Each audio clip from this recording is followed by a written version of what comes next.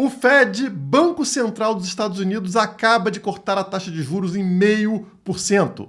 Esse é o primeiro corte em 4 anos. O último aconteceu lá em março de 2020, exatamente na pandemia. E vocês sabem o que aconteceu com o preço do Bitcoin após esse corte? Talvez isso explique a minha ressaca. Podem esperar que já já os ignorantes vão reaparecer, dizendo que foi sorte.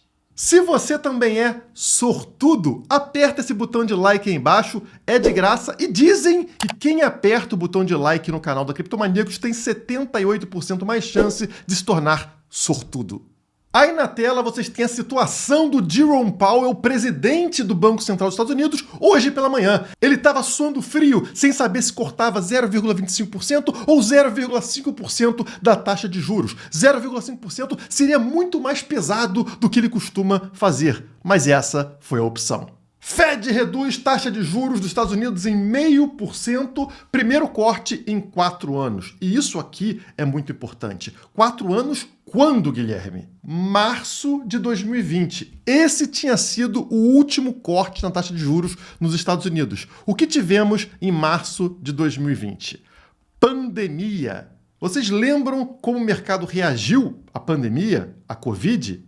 Na tela vocês têm o gráfico do Bitcoin, onde vocês estão vendo aqui a subida de preço no dia de hoje, né? Esse é o gráfico semanal do Bitcoin, mas eu quero voltar para março de 2020. Onde está março de 2020 neste lindo gráfico do Bitcoin? Opa, vejam vocês aqui. Olha só, pessoal, que coisa impressionante. A pandemia surgiu e em março de 2020 estávamos no fundo do poço do Bitcoin, que chegou a pegar aqui abaixo dos $4.000. E quando que acontece o corte na taxa de juros?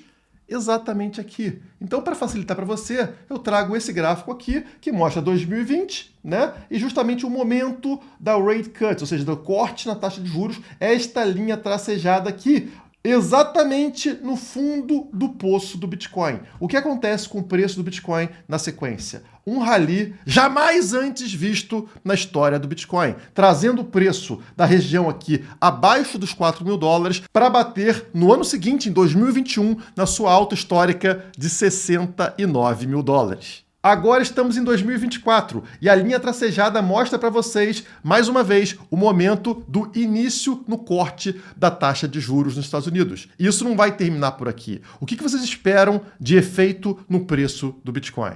Pensa comigo, as taxas de juros estavam elevadas nos Estados Unidos, o que significa que o investidor podia investir seu dinheiro na renda fixa com baixo risco, tendo um alto retorno com juros. Quando essa taxa de juros é reduzida, esse investimento passa a pagar mal. O investidor precisa se arriscar mais para ter o mesmo retorno. E aí, o que ele faz? Ele tira da renda fixa, tira do investimento mais conservador e passa para o investimento de risco, como, por exemplo, Bitcoin.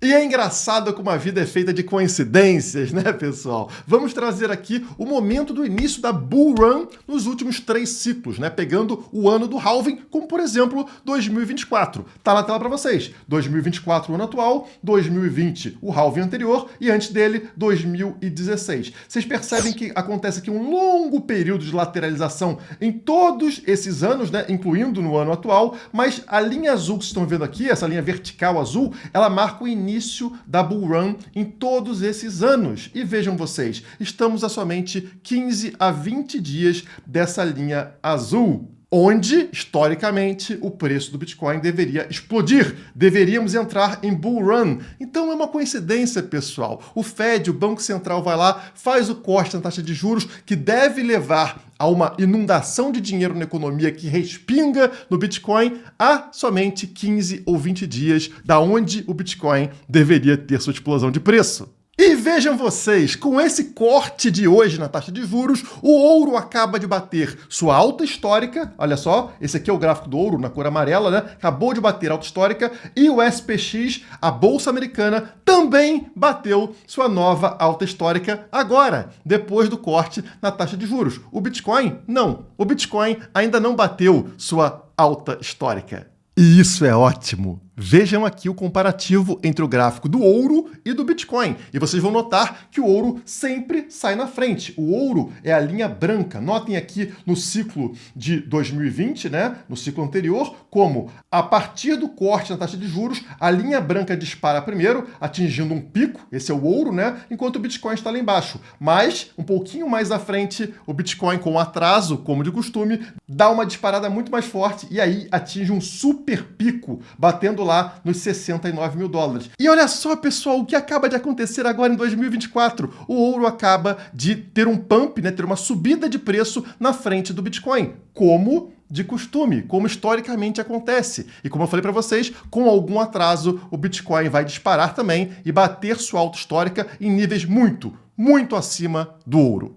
Mas para isso acontecer, a gente precisa de algum fator, de alguma coisa que atraia volume, atraia dinheiro para dentro do mercado cripto. Da onde virá isso, pessoal? E aí, acontece uma outra coincidência hoje. A BlackRock solta um relatório para os seus grandes investidores globais. Falando o quê? Vamos abrir o relatório. Bom, nesta página aqui, eles explicam por que o Bitcoin importa, por que o Bitcoin é tão importante. E olha só, eles falam que, historicamente, o dinheiro tradicional, ele enfrenta vários desafios. Ele é propenso à inflação e à desvalorização porque não tem uma oferta fixa, como no caso do Bitcoin. Ele é difícil de transacionar entre fronteiras.